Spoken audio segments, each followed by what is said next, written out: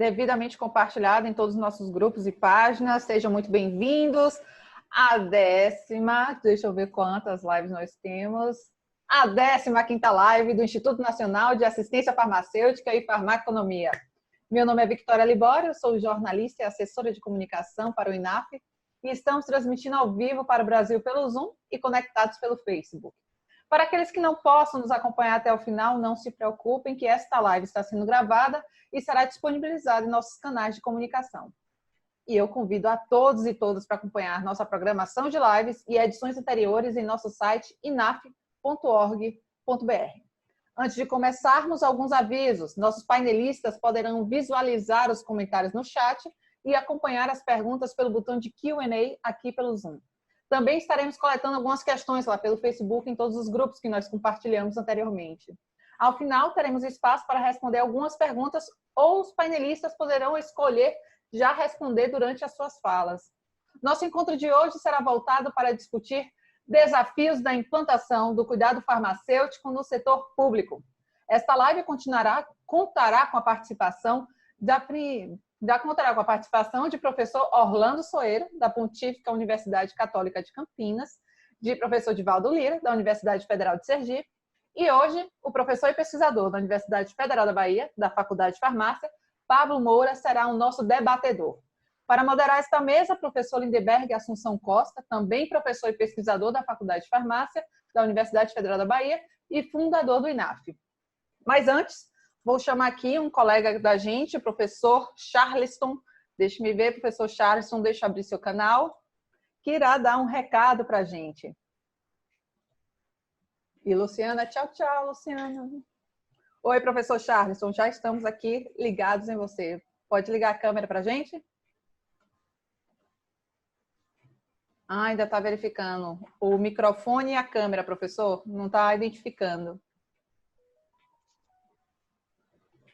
Deixa-me ver se puder reiniciar, professor, para ver se identifica a câmera e o microfone. O Zoom não está identificando. Carregou a câmera, carregou o microfone, pronto. Agora é só ligar, professor.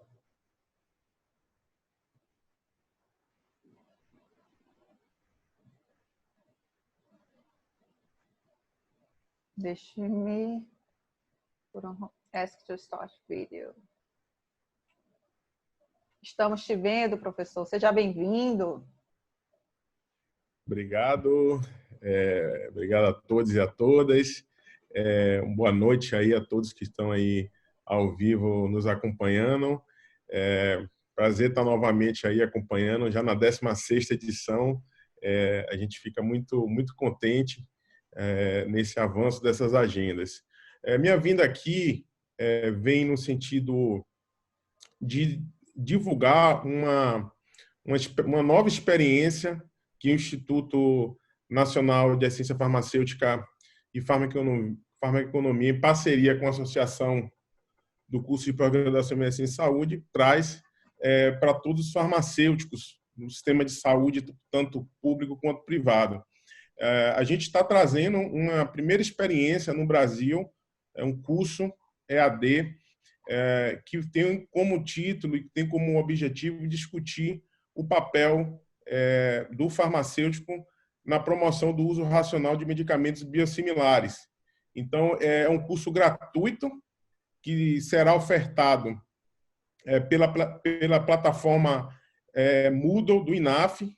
A gente vai estar disponibilizando esse curso que ocorrerá entre o período do dia 27 ao dia 27 de julho até o dia 24 de agosto. Serão 5 webinários e que tem a proposta de trazer uma visão ampla, abrangente sobre o papel do farmacêutico na promoção do uso racional dessas tecnologias.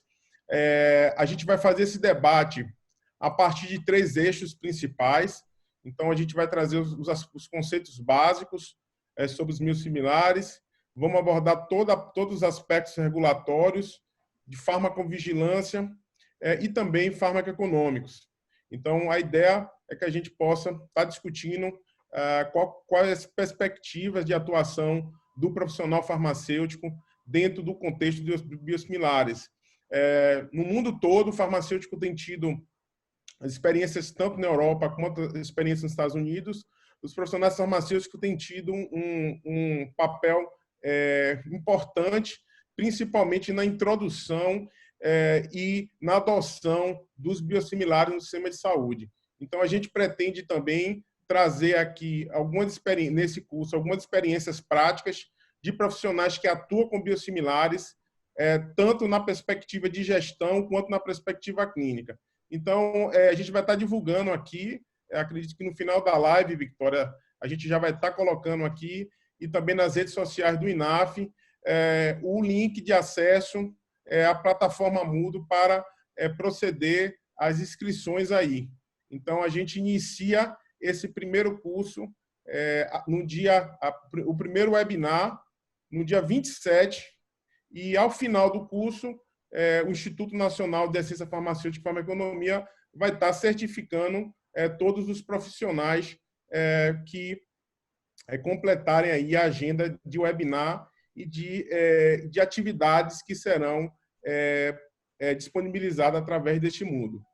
Então, essa é a novidade e convido todos aí a participar dessa agenda de educação continuada que o Instituto Nacional de Farmácia e Farmaconomia estará promovendo para todos vocês, feito com muito carinho aí para todos os farmacêuticos aqui do nosso Brasil nesse momento aí, tá bom?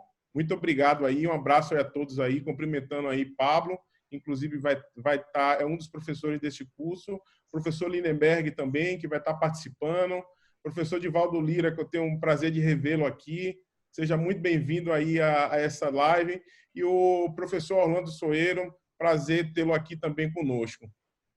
Um abraço aí, passa a bola, professor Lindenberg, um abraço.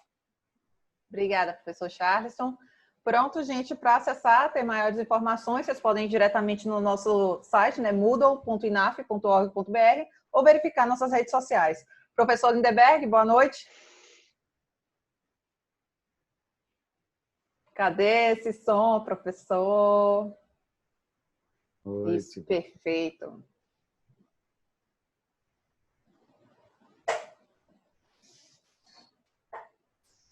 Podemos começar? Podemos, professor. Seja muito bem-vindo. Pode mandar ver. Então, em primeiro lugar, eu queria agradecer a cada um de vocês que está nos assistindo agora. Hoje eu tenho a honra de receber aqui 3 colegas, né, farmacêuticos, 3 professores. Para mim é uma grande honra ter aqui o Orlando Soeiro, professor Orlando Soeiro da PUC de Campinas, professor Divaldo Lira, colega de longas datas também, da Universidade Federal de Sergipe, e professor Pablo Moura, da Universidade Federal da Bahia. Hoje o tema dessa noite é cuidado farmacêutico e os desafios da implantação deste serviço no setor público, né? Teremos uma segunda live para discutir a mesma temática no setor privado e hoje a gente vai dividir a nossa live em 3 blocos, como sempre. O primeiro bloco eles vão explanar, né, as experiências de cada um deles na implantação desses serviços no setor público. Depois a gente vai discutir um pouquinho dos desafios, né, no segundo bloco de implantação, né, e de, digamos assim, dos problemas que nós temos que enfrentar. E um terceiro é mais um exercício de futurologia e saber se isso vai vingar no setor público, professor. O que temos que fazer para que este serviço ele seja implementado, já que nós sabemos que medicamento mata, cura ou causa dano, né?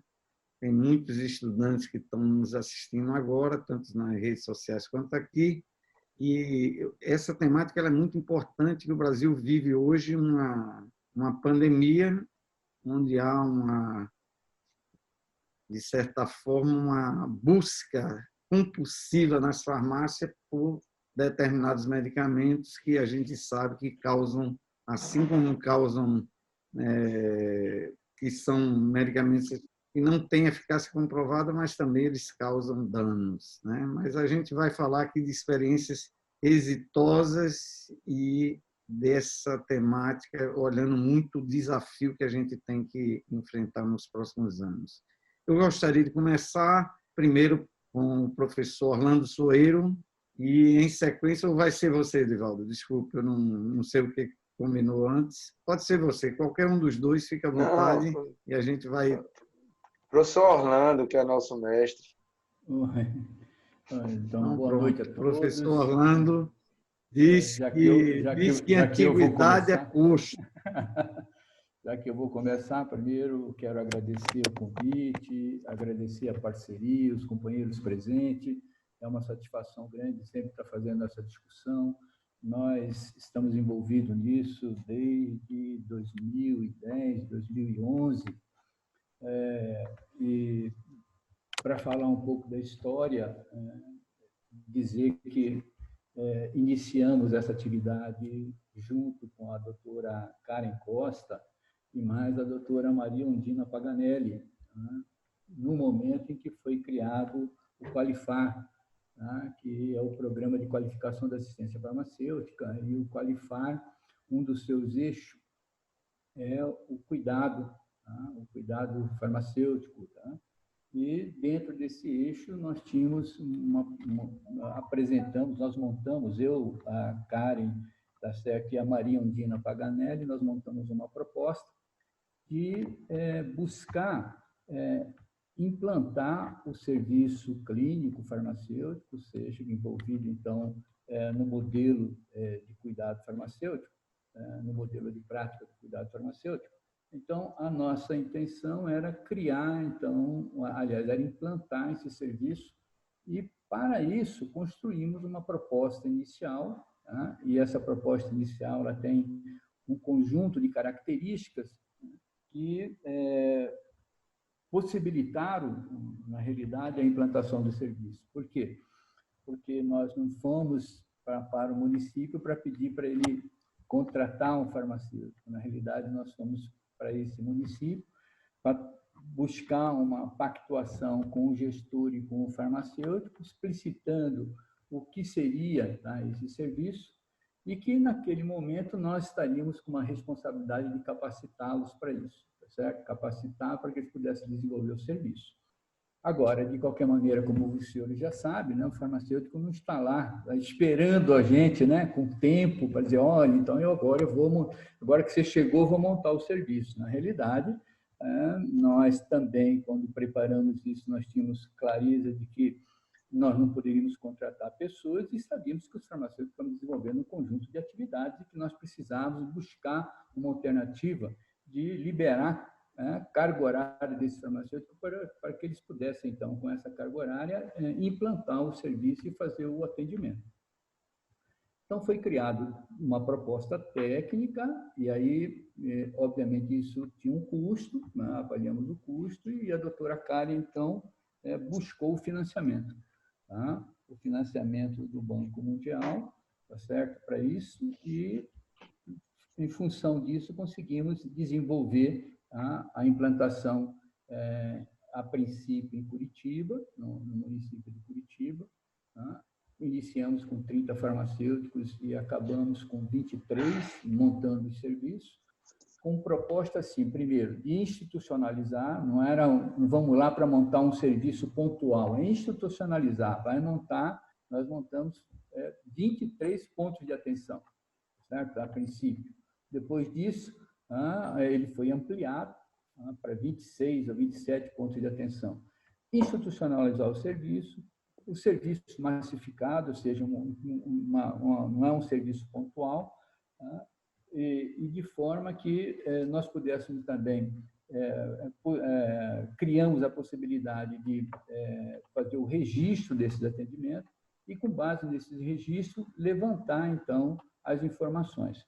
Obviamente que, para fazer a implantação do serviço, nós também contratamos, buscamos, né, a parceria, no caso de Curitiba, do Cassiano, tá? Do Cassiano Correr, que vocês conhecem, uma pessoa também muito capacitada na área, e o Cassiano trouxe com ele a Thaís Teles de Souza e o Range Godoy, tá certo? Então, eles ficaram responsáveis então, no processo de fazer a capacitação, tá? E aí, além da capacitação, a gente, quando montou o projeto, nós imaginávamos uma capacitação curta, e, ao mesmo tempo, tá, o profissional ia ter um apoio, tá, in loco, um apoio no serviço, ou seja, ele está montando o serviço e tem apoio de um farmacêutico clínico no atendimento que ele está realizando no processo inicial desse atendimento. Então, o processo foi exitoso. Com isso, nós construímos um conjunto, tá, de cadernos que nós chamamos, então, de cuidado farmacêutico na atenção básica. Tá? Foram elaborados 4 cadernos que nós entendíamos que a nossa experiência deveria ser disseminada para que, obviamente, outros municípios pudessem, com base nessa experiência, iniciar a implantação do serviço. Volto a insistir, a proposta inicial não era realizar um serviço pontual, era realizar um serviço institucionalizado, com o farmacêutico sendo reconhecido enquanto um profissional que desenvolve uma atividade clínica e que essa atividade clínica permite que ele possa prevenir, identificar e resolver os problemas da farmacoterapia, buscando, então, melhoria na qualidade de vida das pessoas. Então, nesse sentido, volto a insistir, nós produzimos 4 cadernos. O primeiro caderno é um caderno que fala das questões mais teóricas, o conceito de cuidado farmacêutico trazemos, tá certo? Falamos das atividades técnico-gerenciais e técnicos assistenciais. No caderno 2, tá, elaborado pela equipe do Cassiano, a Thaís e o Ranjo, falamos, então, do processo técnico, como que foi a capacitação e como foi, então, o acompanhamento e a capacitação em serviço, tá? Demonstrando claramente como é que foi realizado.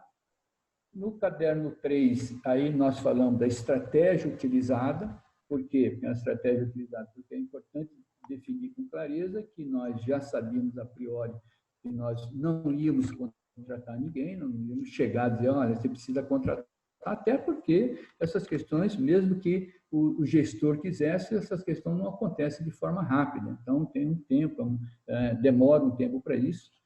Então, nós mostramos estrategicamente como é que foi desenvolvida a proposta de liberar, então, carga horária do farmacêutico. Tá? Foi uma experiência prazerosa, no sentido de perceber, então, que os farmacêuticos, ao realizar, então, uma avaliação das atividades que ele realizava, e a atividade que o técnico de farmácia realiza, ele consegue perceber, tá certo, que muitas das atividades, a atividade do atendimento clínico.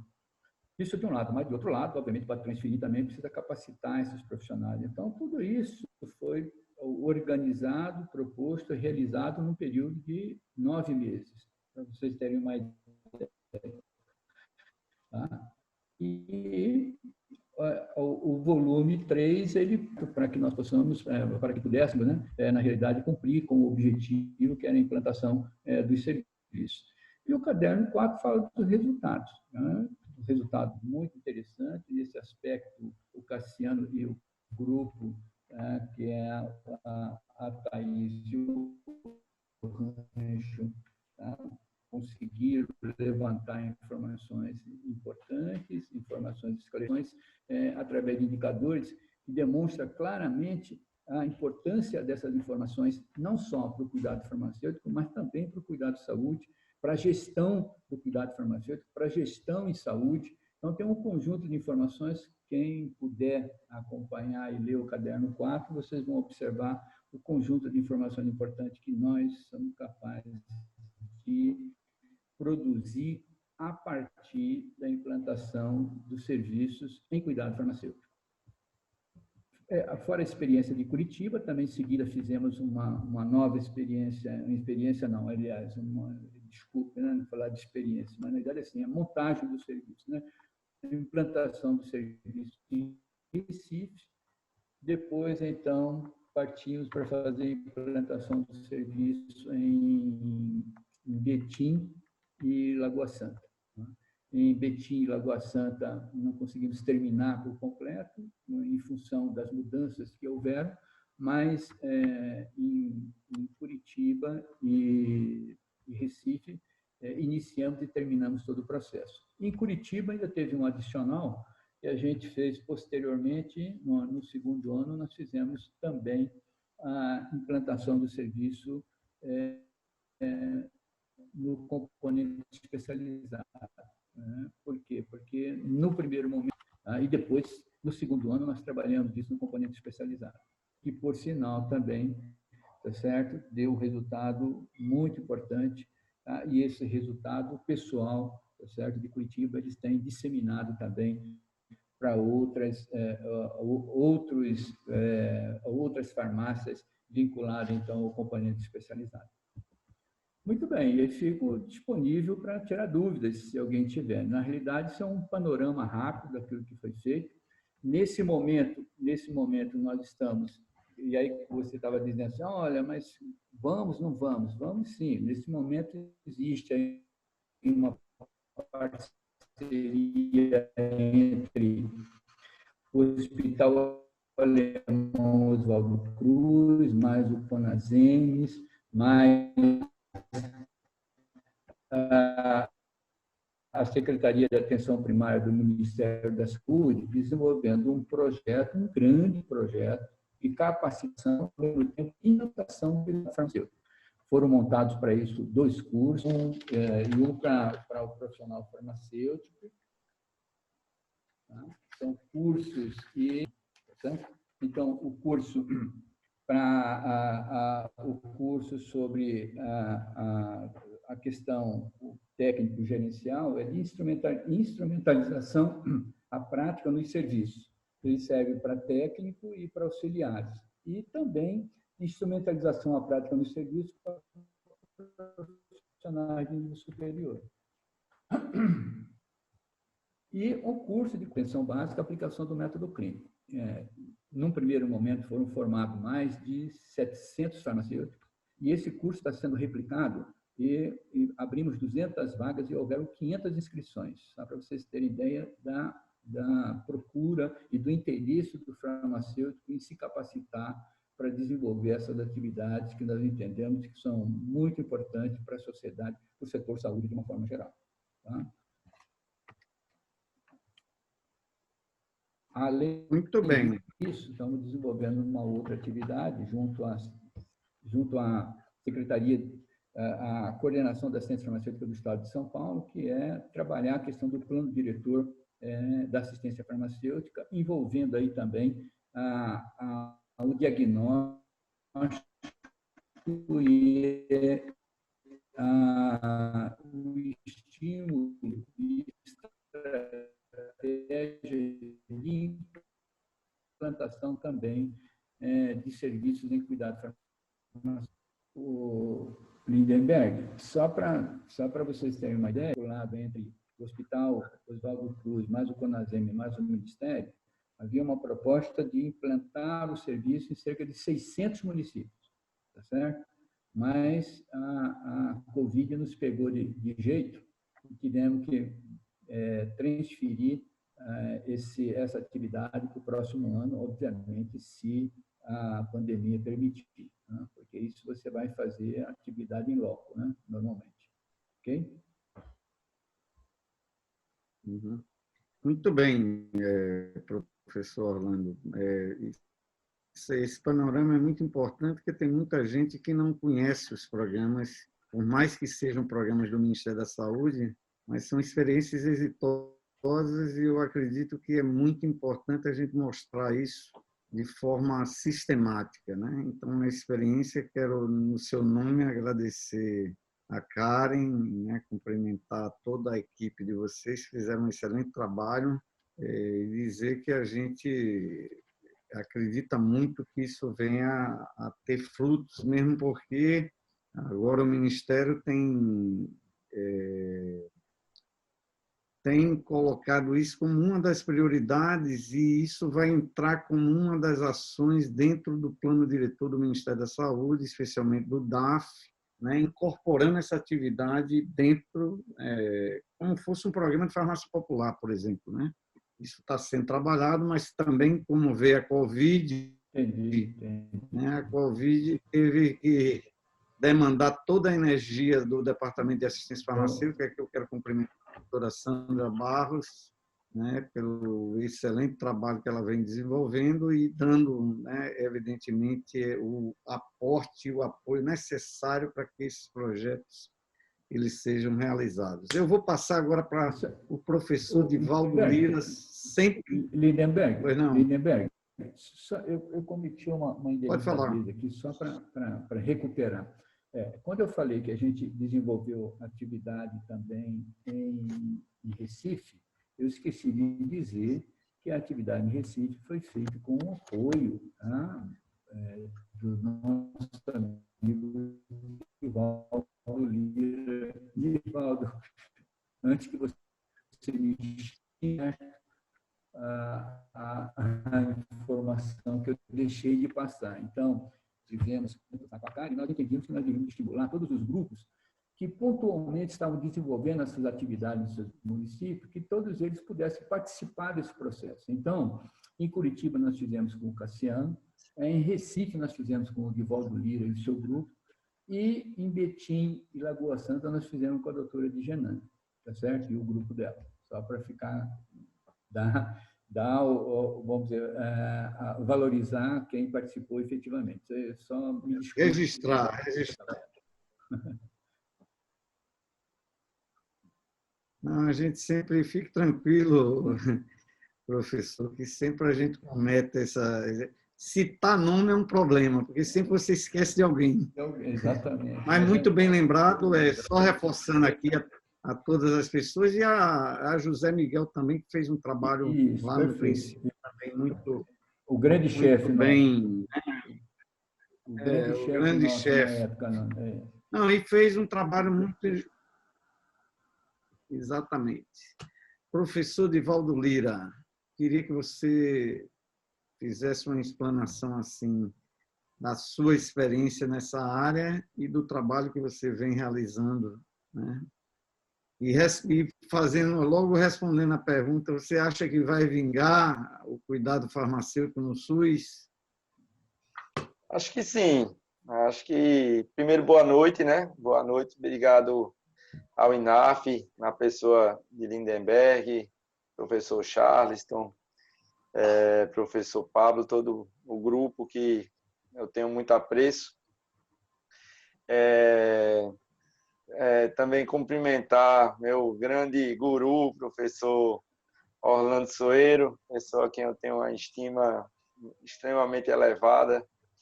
Aprendi muito com ele durante essa experiência que ele contou aí. E acho que sim, acho que a gente tem perspectivas positivas num futuro não muito distante.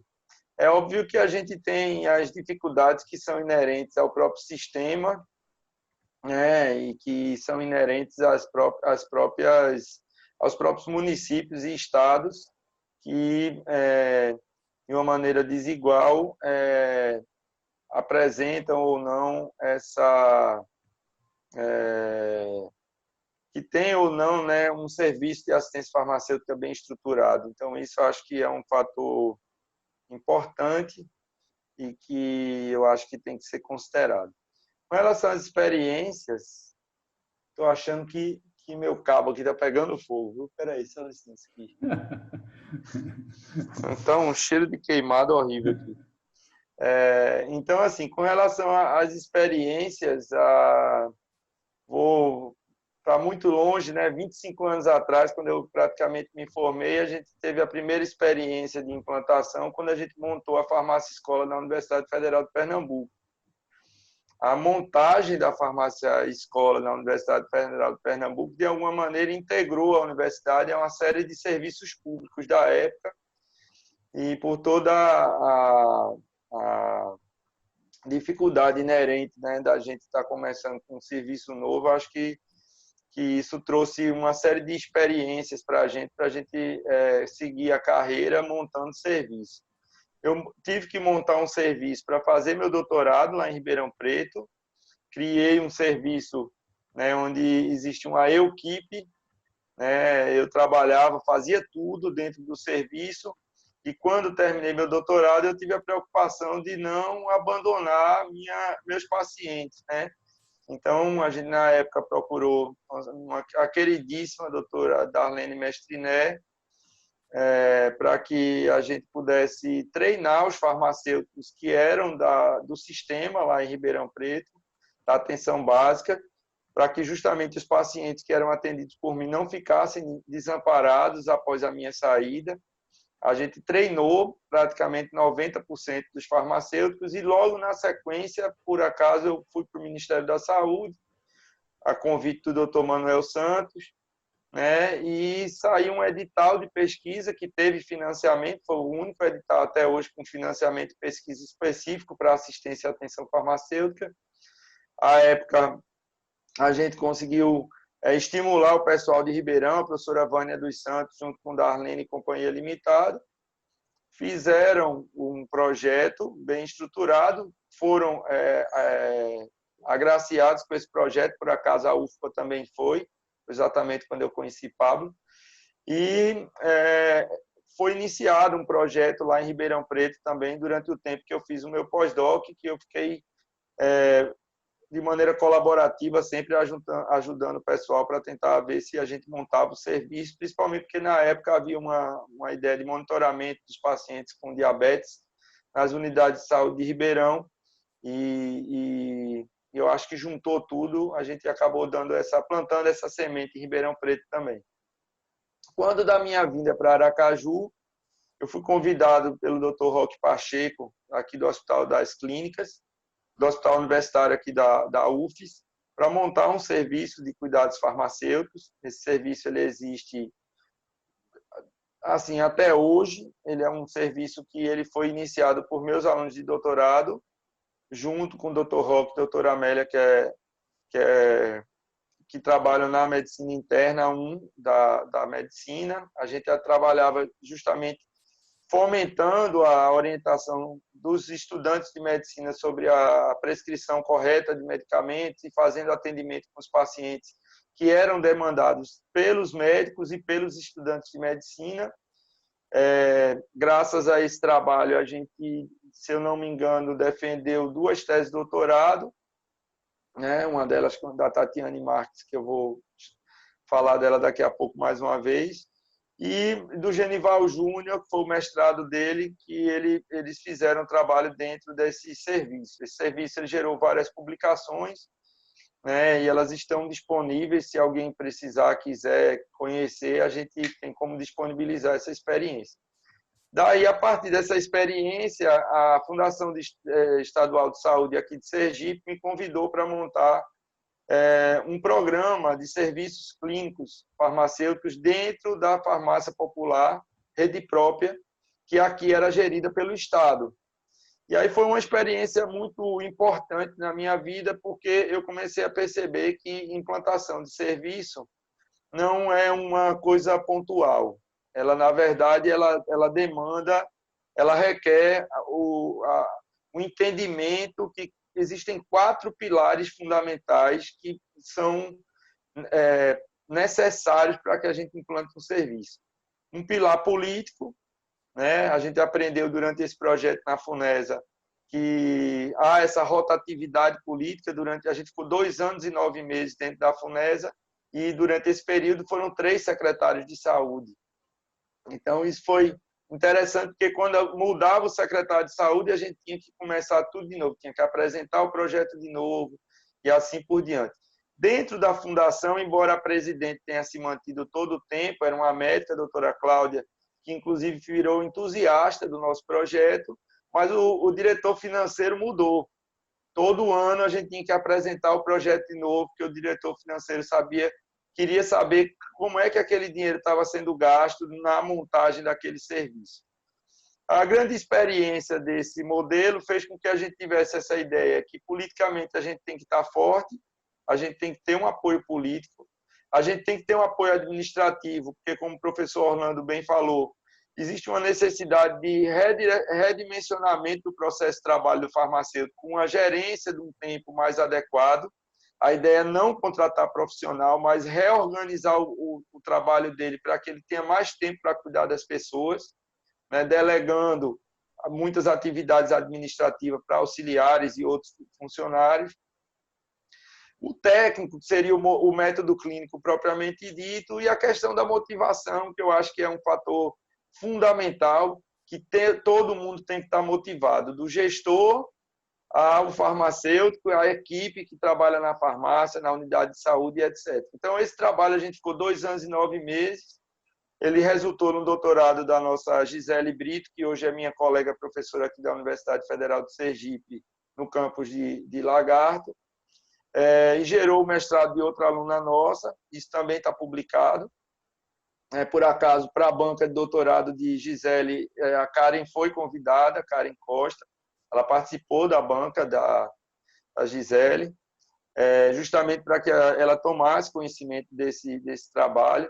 À época, o Ministério chegou a mandar 2 visitas para conhecer o serviço aqui em Aracaju. O pessoal, o Marco Pereira chegou a conhecer nosso projeto, Suetone, todo mundo do bem que trabalhava nessa época aí chegou a vir conhecer o nosso trabalho aqui, e talvez motivado por isso, a Karen generosamente me deu a oportunidade de trabalhar com o professor Orlando nesse outro projeto lá em Recife. Recife ele foi também uma experiência muito positiva, porque eu acho que a gente conseguiu, de alguma maneira, consolidar essa ideia que a gente tem 4 pilares necessários para a implantação do serviço. Em Recife ficou muito claro porque assim, a situação do município era muito difícil. Era uma situação muito complicada quando nós chegamos lá. Primeiro porque, diferentemente de Curitiba, que todos os serviços foram realizados no NASF, no Núcleo de Apoio à Saúde da Família, no nosso, Recife, ele tinha uma capilaridade imensa. A priori, foi feita uma proposta quase indecente para a gente treinar 80 farmacêuticos. Desses 80, a gente conseguiu, junto com o professor Orlando, fazer um convite, e desses viraram 40, e no final a gente terminou com aproximadamente 26 farmacêuticos. A ideia de Recife era difícil, por quê? Porque nós tínhamos o NASF, que tinha dentro do NASF 2 regimes de contratação, tinha concursado e tinha terceirizado. Nós tínhamos a rede de farmácias da família, Farmácia de Pernambuco, melhor dizendo, Farmácia de Pernambuco. Nós tínhamos o Alpinha, que é um equipamento de saúde que só tem em Pernambuco, só tem em Recife. E ainda tinha as farmácias distritais, cada uma com uma característica absolutamente diferente da outra. Foi respeitada a experiência de Curitiba, então a gente realmente realizou essas atividades políticas de apresentar nos distritos, nas unidades, o que era o serviço, coisa que a gente já fazia nos projetos anteriores nossos.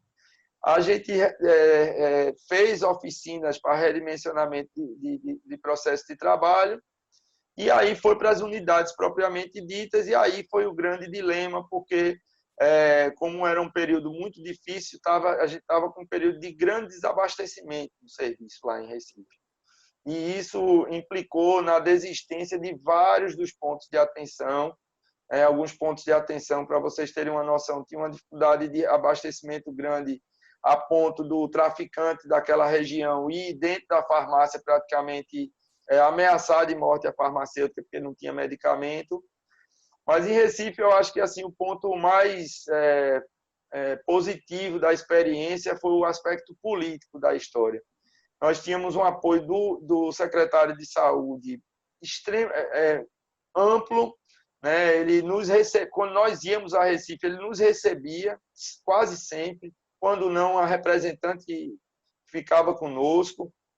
Várias vezes houve problema de falta de pagamento e tal, problemas diversos, e a gente conseguiu, junto ao secretário, resolver os problemas para que o projeto andasse de maneira adequada. Havia uma certa resistência da regulação, havia uma certa resistência do processo de trabalho do NASF, que não era integrado ao serviço de assistência farmacêutica. Em Recife, cada equipamento ele tinha praticamente um modelo de gestão, e a grande dificuldade foi unificar esse modelo de gestão e transformar isso num modelo que pode virar uma rede de atenção à saúde, com uma sub-rede de atenção à saúde voltada para a assistência farmacêutica. Foi possível em Recife. Então, a gente plantou uma semente. O João Maurício Almeida, que era o gerente de políticas lá do município, ficou conosco o tempo inteiro. Hoje ele é o coordenador da assistência farmacêutica, é um cara que eu tenho certeza que ele teria plena capacidade de liderar um movimento para a mudança do modelo com cuidado. E, no caso lá, desse trabalho, gerou o doutorado do nosso Genival Araújo Júnior, que hoje é professor da Universidade Federal do Espírito Santo, lá no campus de Alegre. Foram publicados 4 artigos científicos apresentando esses resultados, né? E a gente chegou a fazer um caderno que, infelizmente, não foi publicado. E, por último, né, já que a gente está fazendo esse panorama geral, eu fui convidado pelo meu queridíssimo Rafael Santos Santana, meu ex-aluno, hoje professor da UNB, para fazer parte de um grupo que teria uma proposta de implantação de serviços no componente especializado. À época, fomos convidados eu e a professora Silvia Storpirtes, né, e a gente também passou pelas mesmas turbulências dos projetos anteriores. Foram, até o final do projeto, se eu não me engano, 3 ou 4 ministros, foram pelo menos 3 diretores do DAF, aos quais eu queria agradecer a todos, desde o doutor Renato, a doutora Cleonice, mas especialmente a doutora Sandra Barros, que eu acho que de forma ousada ela acreditou que a gente podia terminar esse projeto de maneira exitosa e nos deu todo o apoio. O professor Lindenberg também, que eu não poderia deixar de fora, né? E a gente teve muitas dificuldades, porque eu acho que a gente pulou etapas nesse projeto, coisas que foram feitas em Recife de maneira, eu diria, mais preventiva, né? Com a Karen indo no Conasems, apresentando o projeto, o apoio dos secretários. Acho que faltou um pouco isso, principalmente no início do projeto. Então, a gente ficava meio... a equipe do Ministério da Saúde, mas eu não sentia tanta firmeza, mas depois as coisas foram se ajustando. O Pablo se agregou ao grupo em abril do ano passado, acredito, né? E a gente conseguiu, né, com 5 supervisoras fantásticas, né, fazer um trabalho maravilhoso, apoiadores extremamente comprometidos, né, porque foi respeitada a história de Curitiba. A gente utilizou uma parte bastante significativa do modelo que foi feito em Curitiba e replicado em Recife, Lagoa Santa e Betim, atrelado a esse modelo que a gente chama de apoteca, que é esse modelo que a gente trabalha na perspectiva que existe em 4 dimensões: político-administrativa, técnica e atitudinal. E a gente conseguiu, no final do ano passado, graças a Deus, assim, finalizar o projeto com 41 farmacêuticos certificados, né, nos estados de São Paulo, Minas Gerais, Pernambuco e no Distrito Federal. Nesse contexto, eu queria fazer também uma ressalva importante, que foi o apoio de alguns gestores, né, estaduais, né, especialmente o Dr. Mário lá em Pernambuco, a Alexandra lá em Recife, lá em São Paulo, né, a Luciana e todo mundo que nos ajudou muito lá em Minas e Brasília. Então, houve toda uma aglutinação de forças, né, para que a gente conseguisse chegar até esse final.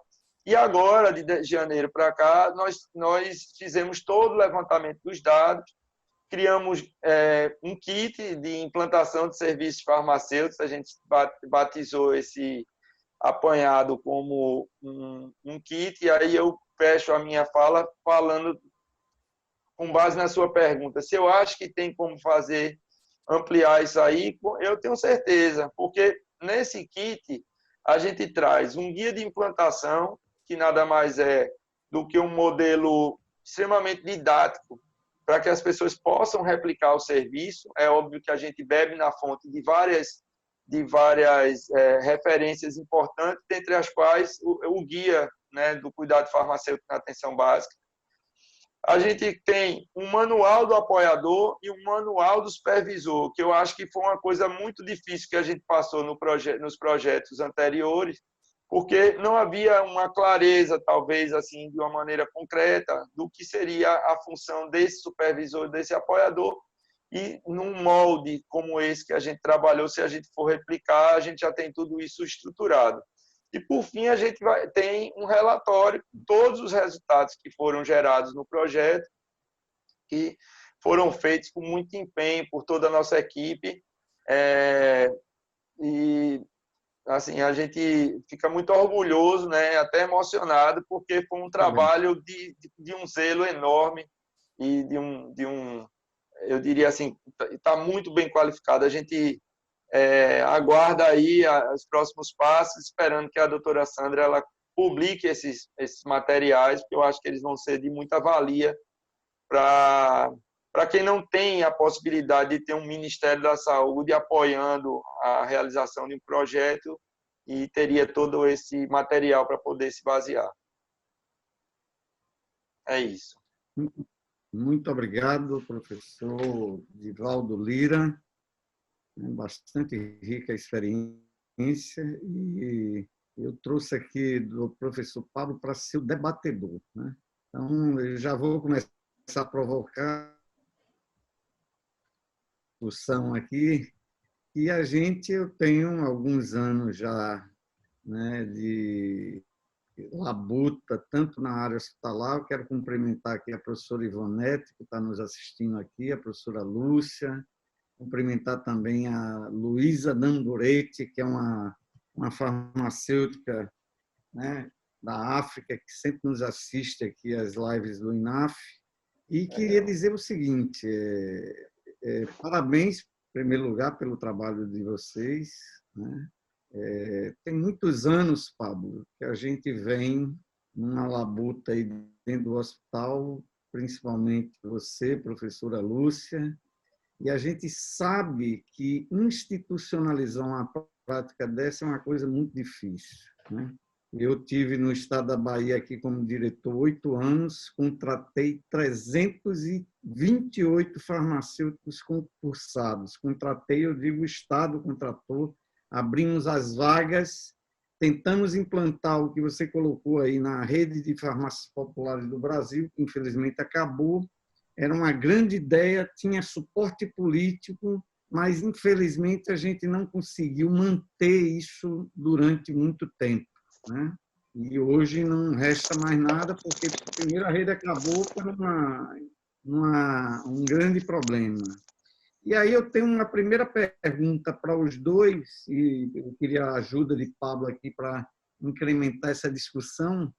Os projetos, eles têm um valor muito grande, né? Porque eles são apoiados institucionalmente por instituições fortes, com NASEMES, com NAS, Ministério da Saúde, aqui o Hospital das Clínicas, seja você que está aí nos assistindo agora, numa farmácia comercial, seja num hospital, sempre o suporte político é uma decisão muito importante. Mas eu trago 2 elementos aqui, e pela minha experiência, né, isso vem,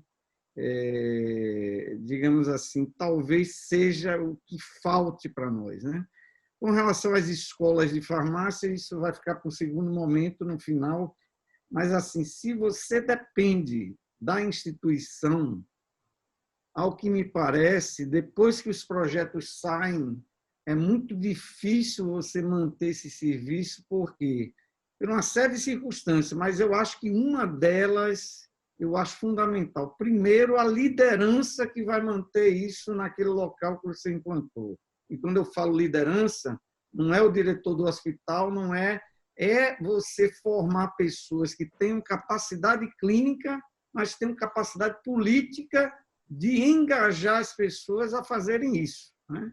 Então, eu acho que isso é um grande limitante na minha avaliação, porque você vê que são as mesmas pessoas que carregam o piano de volta, né? Durante anos. Então, isso é um problema de formação de novas lideranças. Existe uma coisa da Igreja Católica que eu gosto, né? Mas que se reflete para a nossa profissão, que a messe é grande e poucos são os operários, né?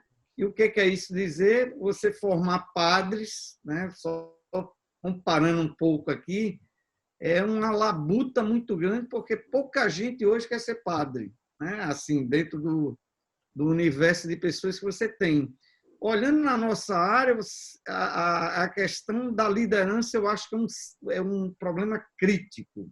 O segundo problema crítico que eu acho é você tentar adaptar uma prática dessa num ambiente, né? E aí a segunda pergunta é o seguinte: como é que eu vou fazer num cenário de desvantagem em termos de recurso humano e perfil, né?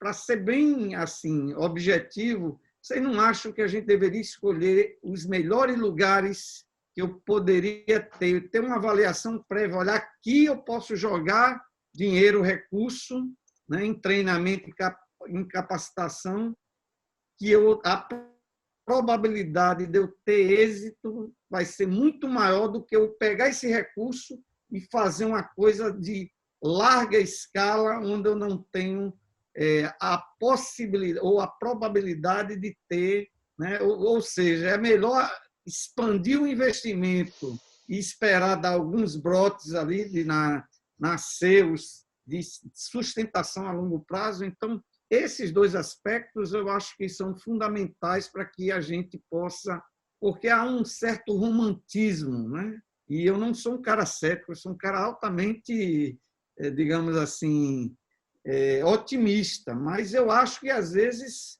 o namoro fica muito empolgado e esquece que é o casamento a realidade, parafraseando agora que está em moda. O negócio, na realidade, é muito difícil. Então, Pablo, você concorda? O que você acha? E eu já estou fazendo as duas perguntas para você jogar aqui gasolina na discussão. Boa noite, professor Lindenberg. Boa noite, professor Divaldo, professor Orlando. Uma honra, prazer estar aqui nesse debate. Eu acho bastante oportuno e tendo esse canal de comunicação, de debate, né? Suas lives têm sucesso nacional, né? Então a gente tem realmente capacidade de trazer algumas contribuições aqui a partir desse canal. Você está completo de razão, né? Eu acho que se a gente for discutir aqui um pouco da nossa experiência lá no Hospital das Clínicas, o Hospital Universitário, que não começou com a minha gestão, eu fiquei lá durante 8 anos, mas eu vou ter que contar aqui a história de 26 anos, né, com a vinda da professora Lúcia Noblar e você, professor Lindenberg, que vieram de Natal já com essa ideia muito presente, essa cultura de implantação de serviço clínico, né? Então, eu fui formado com esse modelo, né? Um modelo de formação de um profissional capaz de tomar decisão, né? Decisão clínica, né? Não apenas um profissional que desenvolve atividades centradas na entrega do medicamento, outras atividades que não são né, menos importantes, mas se a gente for parar para pensar e trazendo, inclusive, até os modelos que inspiraram vocês, né? A professora Lúcia e você, do modelo britânico, aí a gente vê modelos universais como o canadense, em que o perfil profissional é muito mais ativo, muito mais de um profissional integrado a uma equipe muito profissional, né? Com o seu papel muito bem definido, muito bem estabelecido. Qual é o papel, quais são as responsabilidades que o farmacêutico deve assumir nesse contexto. Lógico que, para a gente conseguir avançar, né, num cenário, a gente pensar no cenário Brasil hoje, tem muito ainda a ser caminhado, percorrido, para que modelos como esse do Hospital Universitário do UPS, né, do Hospital das Clínicas da Bahia, e alguns outros modelos de Minas, e os que já foram citados aí pelos professores, a gente precisa envolver uma série de ações, né? Eu estou falando aqui de uma experiência de hospital, mas é uma experiência que é totalmente, né, transportada para qualquer cenário, porque prática clínica, cultura da prática clínica, ela independe do local, né? Então, quer seja numa farmácia comercial comunitária, ou farmácia ambulatorial, na atenção especializada ou na atenção primária, o racional é o mesmo, né? A postura profissional exigida é a mesma, né? E, lógico, todo o processo do raciocínio clínico também é o mesmo. Para que isso aconteça, existem N aspectos, né? Como você bem colocou, né? Existe um aspecto e aí a gente traz, inclusive, um pouco da nossa experiência, daquilo que a gente vivenciou em algum momento aí, nos cursos de gestão da assistência farmacêutica, dentro daquela ideia, né, teórica de Carlos Matos, né? Não existe, até Divaldo colocou bem, a gente não tem como desenvolver um serviço se a gente não tiver muito bem organizado aonde a gente quer chegar, né? Eu lembro que no hospital, a farmácia do Hospital das Clínicas sempre teve uma visão e uma missão, né? Que era ser excelência em práticas assistenciais com foco clínico até um determinado período. Se não me engano, era 2020. A gente conseguiu alcançar esse perfil clínico de reconhecimento nacional já há muito tempo, né? Então, a gente tem que ter um projeto de governo. E até para a implementação de práticas clínicas, do cuidado farmacêutico, toda e qualquer instituição ela necessita ter um projeto de governo, ter a sua capacidade de governabilidade, né? Isso foi muito bem trabalhado por Carlos Matos, né? Então, você tem que ter um projeto, você precisa sensibilizar os atores envolvidos, principalmente os gestores. Esse projeto de governo ele precisa estar inserido numa proposta macroinstitucional, né? Eu lembro muito bem de todo o processo de sensibilização que foi feito, não apenas com um único diretor do hospital, mas em todo esse período que eu estive aí no hospital, foram 20 anos, né? São 20 anos, 22 anos, né? Mais precisamente. A gente entra a gestão, sai a gestão, a gente sempre tem essa necessidade, lógico, né? De inserir para onde, né, o setor de farmácia, o serviço de farmácia deve estar posicionado dentro de uma prática multiprofissional. Então, lógico, ter um projeto de governo, um projeto de prática centrada em clínica, com uma visão e uma missão institucional, sensibilizando os atores envolvidos, né, capacitando os recursos humanos. Eu lembro que a gente tinha uma equipe inicial, quando eu entrei, eram 13 farmacêuticos. A partir de implantação e de ampliação de práticas clínicas para todo o cenário e contexto hospitalar, a gente conseguiu convencer, quando eu falo a gente, eu estou falando um grupo, né? Todos nós trabalhamos arduamente para sensibilizar o gestor da necessidade de ampliação do serviço farmacêutico, do serviço clínico do farmacêutico, que a gente precisaria avançar para além dos muros da farmácia, né? Então, hoje a gente tem farmacêutico praticamente em todas as unidades, tanto clínicas, unidades cirúrgicas. Fizemos um trabalho muito bacana, inclusive, à época, Lindenberg era o coordenador da ciência farmacêutica do Estado, de ampliação dos serviços no nível ambulatorial, inclusive criando consultórios farmacêuticos nos ambulatórios das clínicas especializadas. Então, são modelos que não me restam dúvida de que realmente há uma necessidade da gente articular a formação profissional, a qualificação profissional, e aí envolve mudança de atitude, mudança de comportamento, mudança de cultura profissional, né? Para além daquilo que é muito pouco ainda e ainda é incipiente.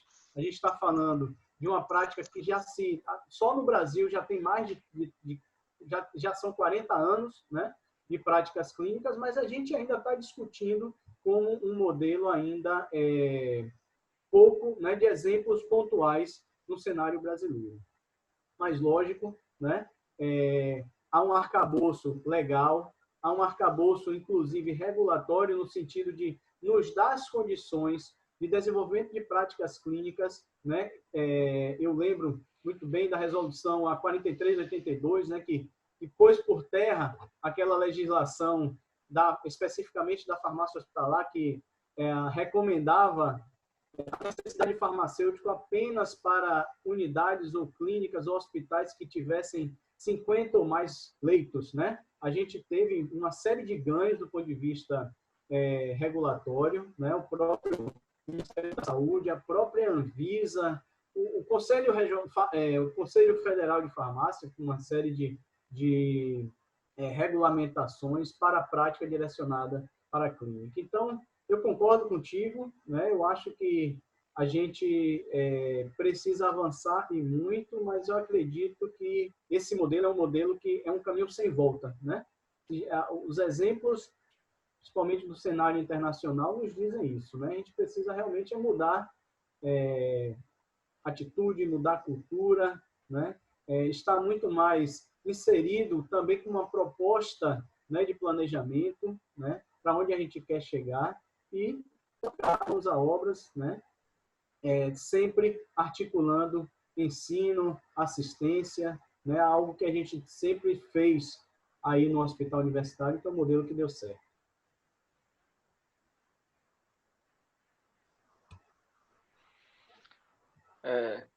Quer começar, professor? Não, só um minuto que eu vou dar um aviso aqui rapidinho. Você que nos assiste agora no Facebook, estamos aqui discutindo com o professor Divaldo Lira, da Universidade Federal de Sergipe, professor Orlando Soeiro, da PUC de Campinas, e professor Pablo Moura, da Universidade Federal da Bahia. Quero cumprimentar aqui, a gente tem que fazer os cumprimentos, Divaldo, desculpe me interromper, Ricardo Chiapa, um grande farmacêutico do Ministério da Saúde, né, que tem atividade também, é docente, é professor de um curso de farmácia na universidade, né, na cidade de Brasília, né, num curso privado. Cumprimentar meu amigo aqui, Márcio Quedes, Coimbra, do Rio Grande do Sul, só para mostrar que a nossa live tem gente do Brasil inteiro. A professora Vânia Santos, é da onde mesmo, Vânia? Me lembra aí? Ribeirão. Ribeirão. Então, cumprimentar a professora Vânia Santos, e daqui a pouquinho a gente faz mais cumprimentos. Se eu falar e esquecer de alguém, vocês me perdoem. Então, Divaldo,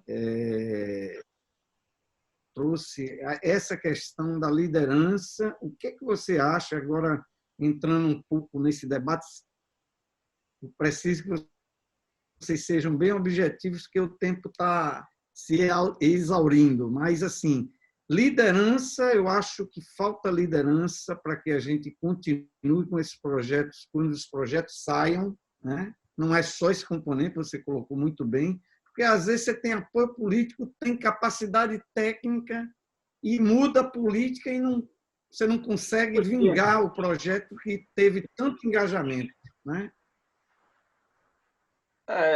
Eu acho que tem...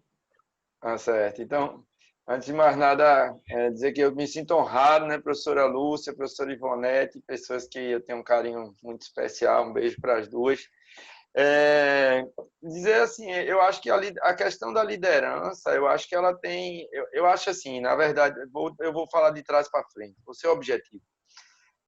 Pablo tocou num ponto importantíssimo. Eu acho que tudo começa com uma mudança de cultura, né? Uma mudança de cultura organizacional.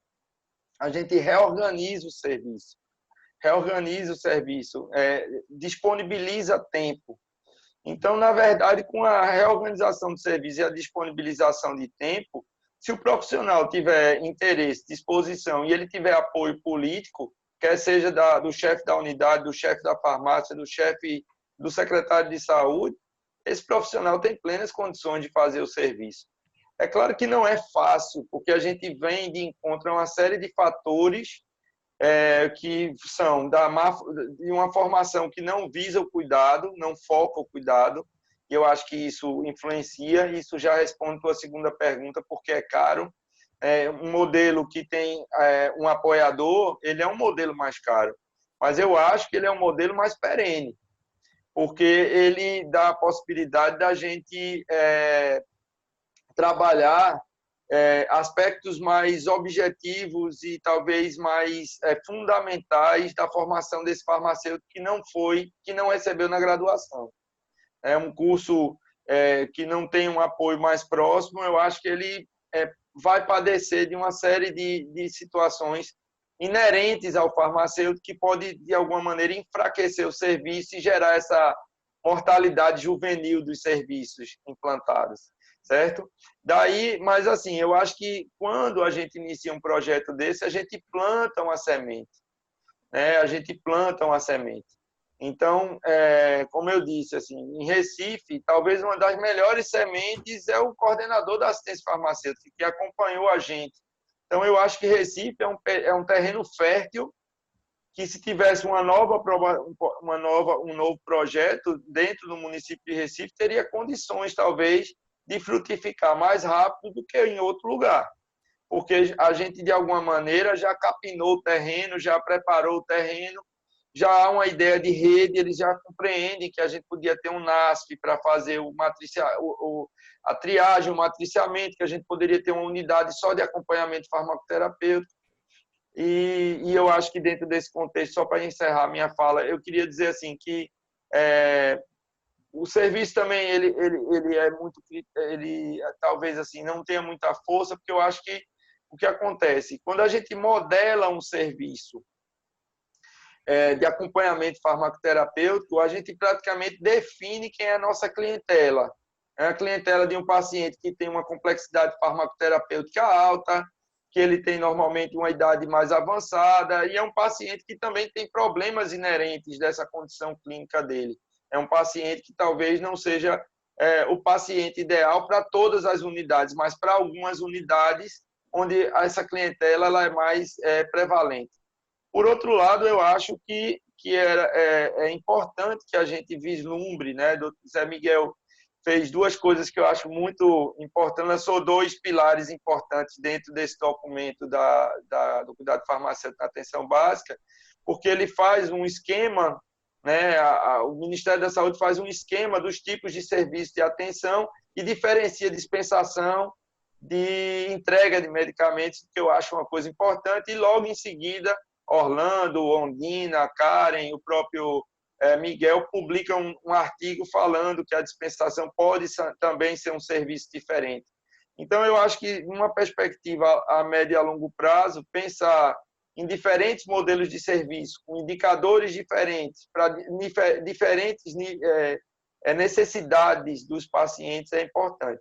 Mas, sem dúvida alguma, tem que haver liderança, não só no Ministério, mas essa liderança tem que ser compartilhada dentro dos estados e dos municípios, quer seja pelos gestores, quer seja pelos próprios farmacêuticos, que também têm que ser corresponsáveis por esse processo. Acho que é isso. Muito bem. Deixa eu só fazer uma correção, que eu acho que eu fui mal interpretado no que eu falei.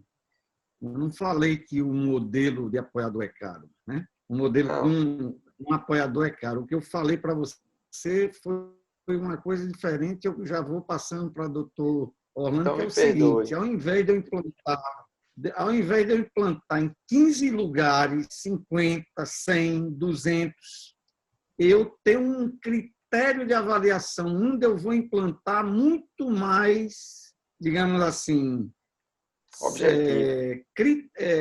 mais restrito, no sentido de olhar a probabilidade. Não sei se isso é possível, tá? Eu estou apenas colocando, porque aqui, por mais que você tenha farmacêutico, a EBC agora está chovendo de farmacêutico, né?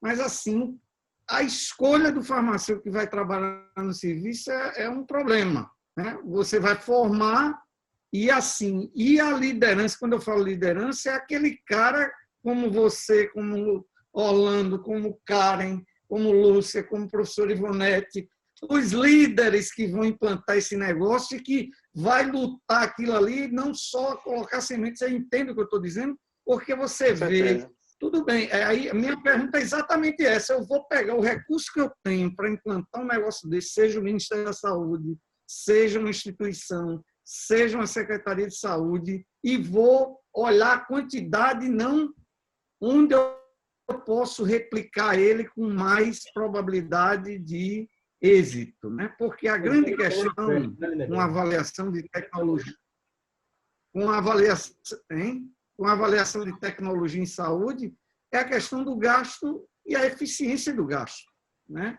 Então, hoje, para você investir num projeto, tem que ter, e vocês estão mostrando muito bem, qualidade, houve várias publicações, tem uma série de ganhos, não resta dúvida. Agora, a minha pergunta é muito mais direcionada à sobrevivência desses projetos a longo prazo, né? A sobrevida, melhor dizendo. Então, professor Orlando. Ok, Lindenberg, na realidade, você está perguntando assim, como é que eu vou escolher um determinado município em que a possibilidade de perenizar o serviço é maior que em outro? Então, a proposta sua é o investimento em relação à perenização do serviço. Você quer que o serviço perenize. E, obviamente, todas as atividades que foram também trabalhadas, ela pensou nisso, nesse sentido. Mas nós precisamos, primeiro, assim, concordar com você que liderança ajuda bastante, tá certo? Principalmente em locais em locais menores, que você tem um controle maior, então isso ajuda bastante. Mas, de uma certa forma, ele ajuda, mas não resolve, certo? O que eu entendo hoje? Eu entendo hoje que o cuidado, a necessidade da orientação para o uso correto do medicamento, para que nós possamos obter resultados concretos na farmacoterapia, tá certo?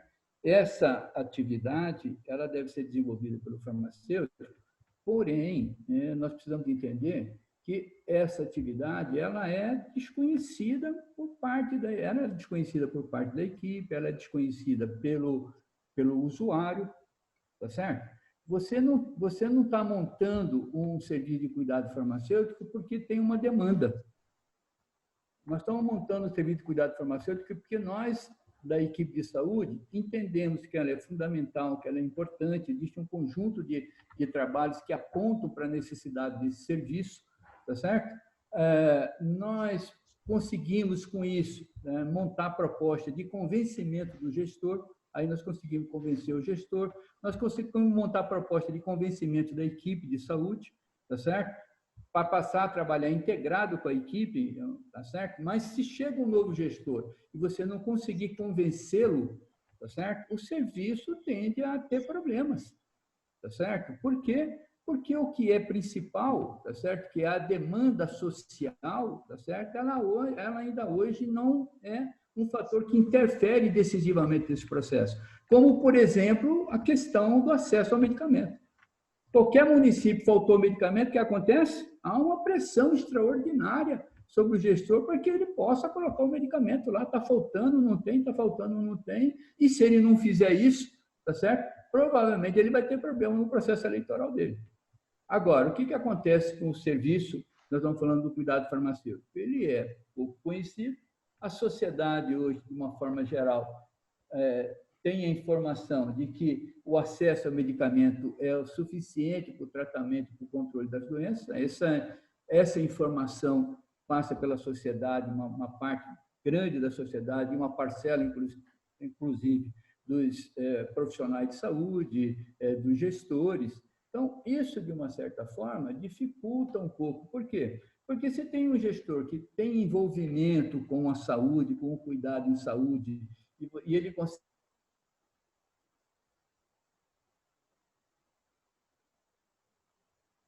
Certo? Obviamente, ele vai trabalhar para que esse serviço seja mantido, e seja estimulado e seja ampliado.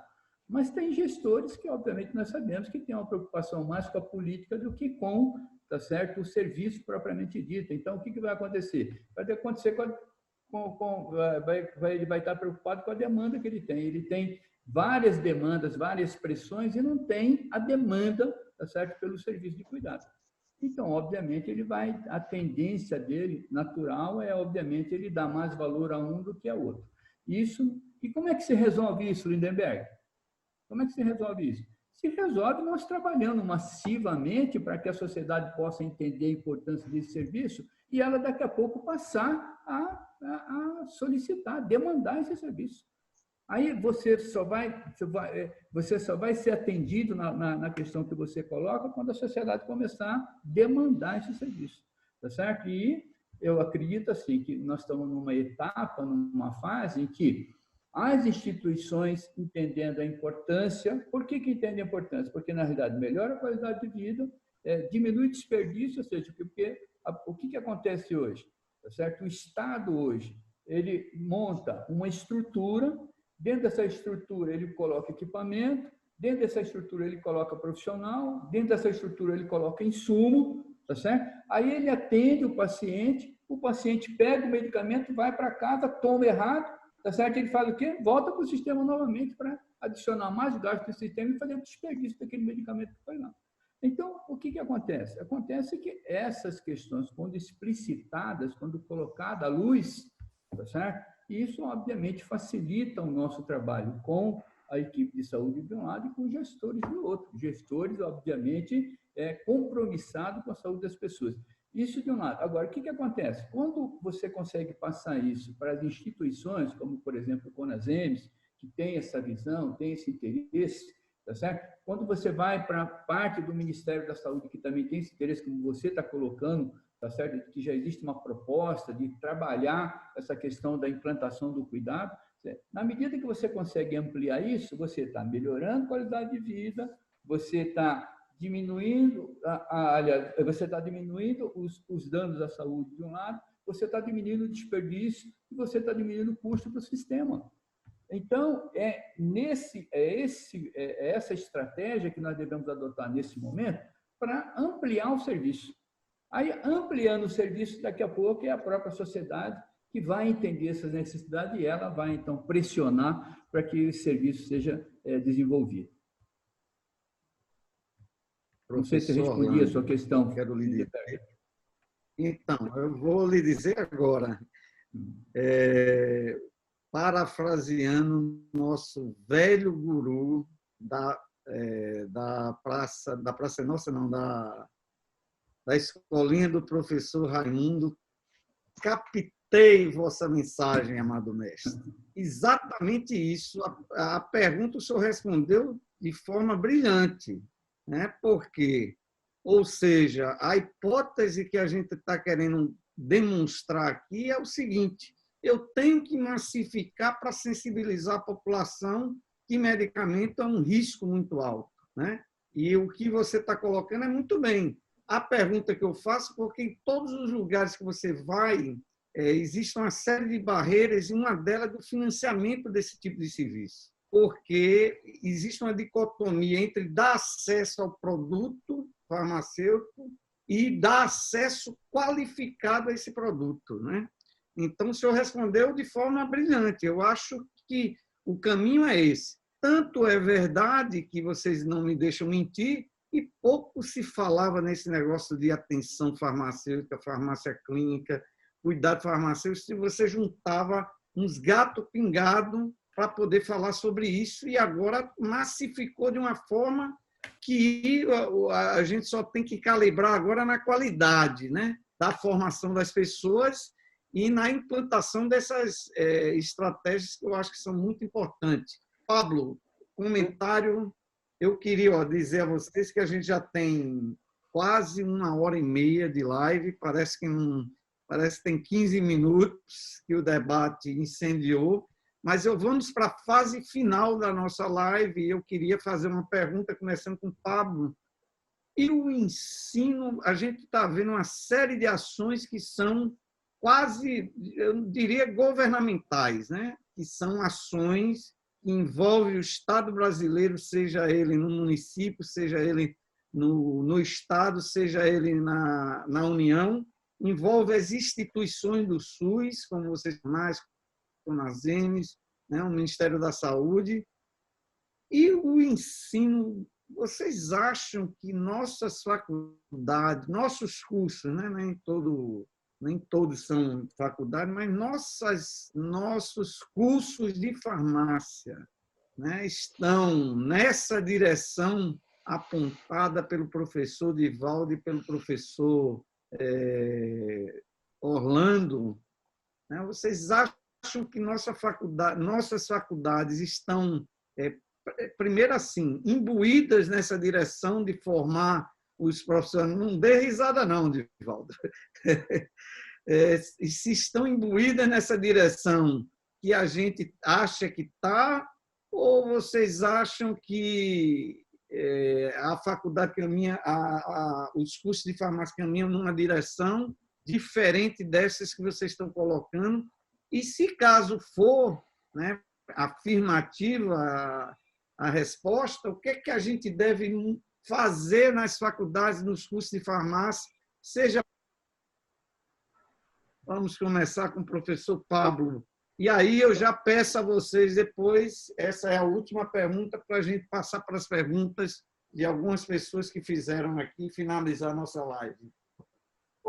Pronto, Lindenberg. Então, na realidade aqui, mais como uma ideia de debatedor, minha fala vai trazer alguns pontos, elementos, até para estimular a discussão, né?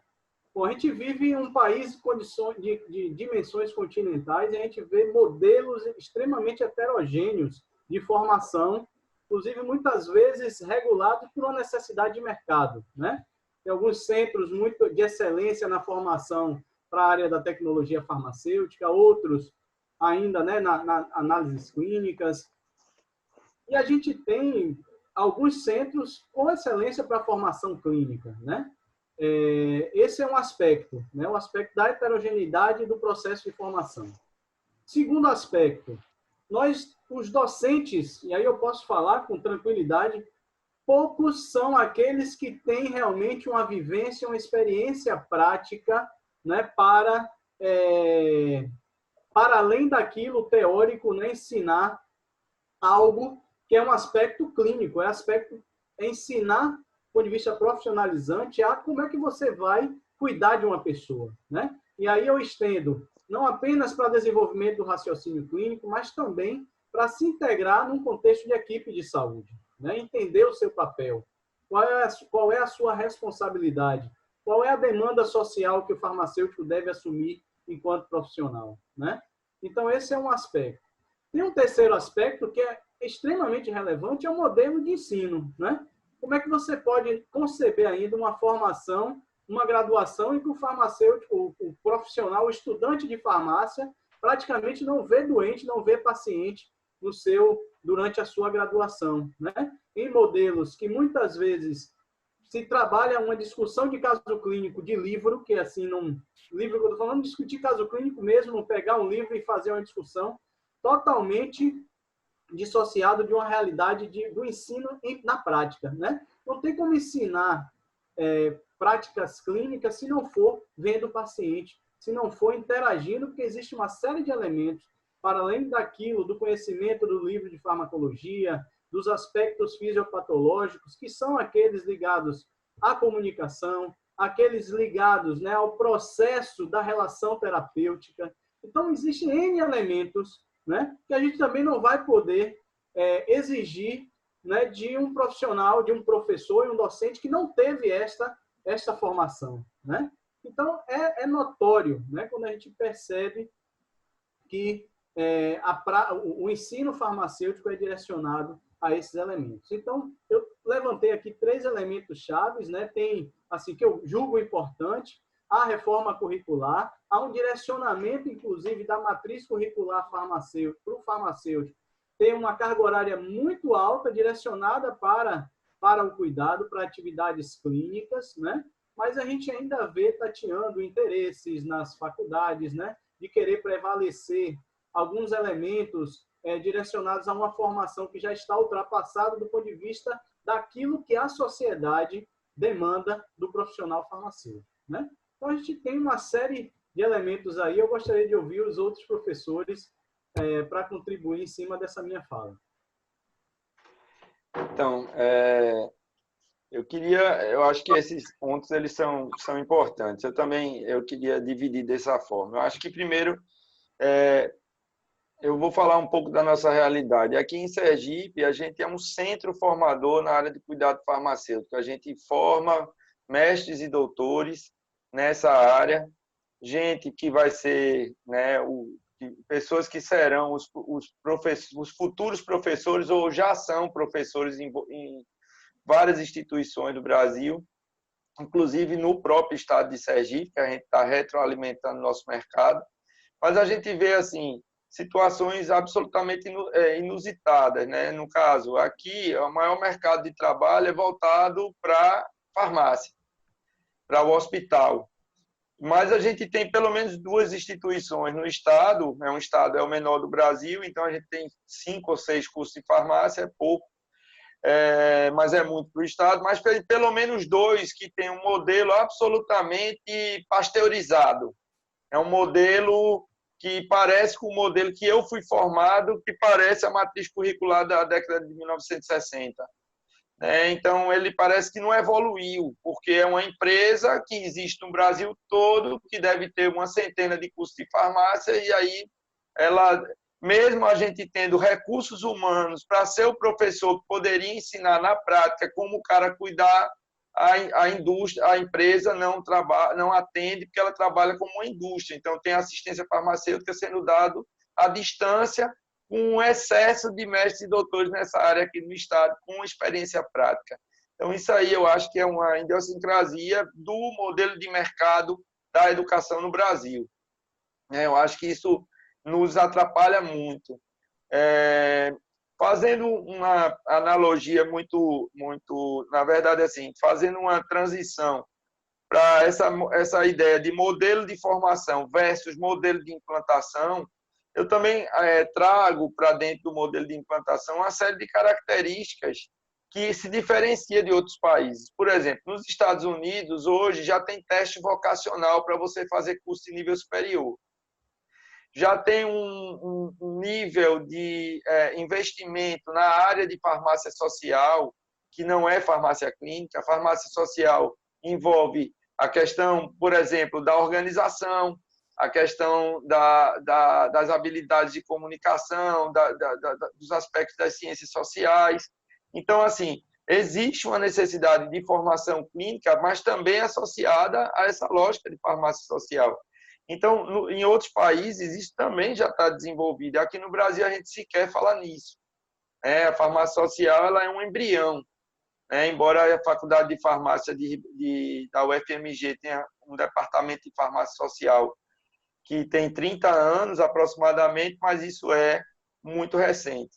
Inclusive, queria aproveitar, né, para fazer o comercial, que a gente vai fazer uma semana de inverno em farmácia social e farmácia clínica e farmácia social, que está sendo organizado pelo nosso Laboratório de Ensino e Pesquisa em Farmácia Social da UF. Semana que vem, né, é só se inscrever, é grátis, né, é online e tem certificado, né, principalmente para os estudantes. Então, @lepfis.ufis. E eu acho que isso aí é importante, por quê? Porque quando a gente fala de cultura organizacional, não é só a farmácia clínica que traz isso. Uma lógica de cultura organizacional, quando eu faço essa ideia de modelo de transição, por exemplo, o meu modelo que sobreviveu mais tempo e que funcionou melhor com dados, com indicadores mais concretos, foi um modelo onde a gente conseguiu ficar mais de 2 anos dentro do serviço, apoiando os farmacêuticos. E aí a gente passa de uma perspectiva de implantação, que num modelo teórico é 1 ano, para a implementação, que é de 1 a 3. A gente consegue trazer esse serviço para próximo da concretização ou da perenização, que é a partir de 3 anos que o serviço já funciona sozinho, de uma maneira mais concreta. Mas a gente precisa que tenha níveis de complexidade de formação dentro da graduação que dê, inclusive, a visão do indivíduo que implantar não é ficar pouco tempo dentro de um ambiente e ele, com isso, vai fazer uma transformação. E, por último, essa questão da prática profissional ela é muito importante. A gente tem que formar professores com prática, certo? Por isso que, dentro do modelo, inclusive, mais do novo normal, a gente vai ter que criar também professores que sejam capazes de trazer a tecnologia para dentro da sala de aula. O que está acontecendo nesse momento só é possível porque a gente se reinventou nessa quarentena. Eu não sei, Lindenberg, mas essa é a minha 20ª live e eu fiz todas nessa quarentena. Então, a gente se reinventou. Essa capacidade de reinvenção tem a ver com essa liderança e com tudo isso que Lindenberg trouxe, que eu acho que são fundamentais, assim, sabe? Então, eu acho que essa ideia de ter um perfil de liderança e talvez um investimento em locais específicos que já estão, de alguma maneira, um terreno fértil para desenvolver, talvez seja um modelo mais produtivo e viável para a gente demonstrar que o serviço funciona. E se isso for integrado à universidade, eu acho que a gente pode, de alguma maneira, deixar a semente plantada para que a universidade também se reinvente. É isso, obrigado. Bom, muito bem. Obrigado, Divaldo. Professor Orlando, Lindenberg, eu na realidade defendo que as instituições formadoras elas devem ter uma preocupação com a formação do profissional que atenda às necessidades da sociedade. E atender a necessidade da sociedade é atender a necessidade da sociedade atual e buscar atender a necessidade da sociedade no futuro próximo. Isso é uma questão importante. E aí, o que a gente vai observar? Nós vamos observar que a sociedade tem diversas necessidades, e uma delas é essa que nós estamos discutindo hoje, que é a implementação do cuidado no sentido de buscar, então, a melhoria na qualidade de vida das pessoas, principalmente de pacientes que possuem doenças crônicas. Isso é uma preocupação. Então, o que a gente observa hoje? Nós observamos hoje que tem universidade que forma alunos com uma grande capacidade de fazer de realizar essa atividade. Tem universidade que não forma profissionais, tá certo, para atender essa necessidade.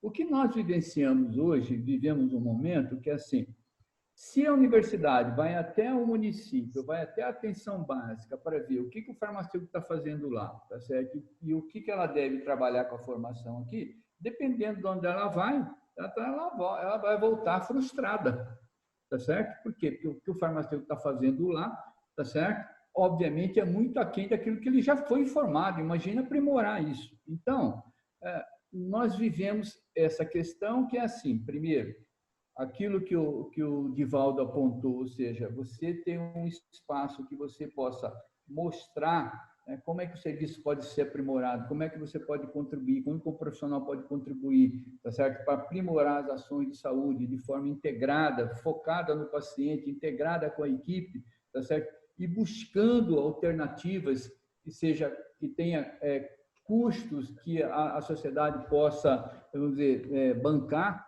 Então, eu acho que essas questões em termos de atividade, suportar, eu acho que é importante para a sociedade. Então, eu defendo isso de um lado.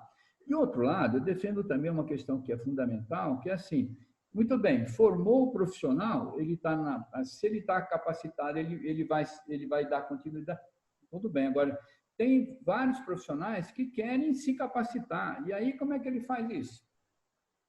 Então, a universidade não está buscando agora, através de cursos de aprimoramento, buscar, então, atender às necessidades da sociedade, atender às necessidades desses profissionais, no sentido de buscar cursos que facilite a participação desses profissionais que trabalham. Obviamente, tem que lembrar que eles têm uma atividade de segunda a sexta-feira e que isso, obviamente, não deve ficar a critério da universidade dizer assim, bom, a aula vai ser segunda-feira de manhã e terça à tarde. E aí o cara tem que se virar nos 30 para poder sair do serviço, para poder atender, vamos dizer, o interesse dele de capacitação dentro desses horários que são muito ruins. Então, precisa também ter, vamos dizer, condições de fazer esse aprimoramento em condições adequadas para que ele possa participar desse processo.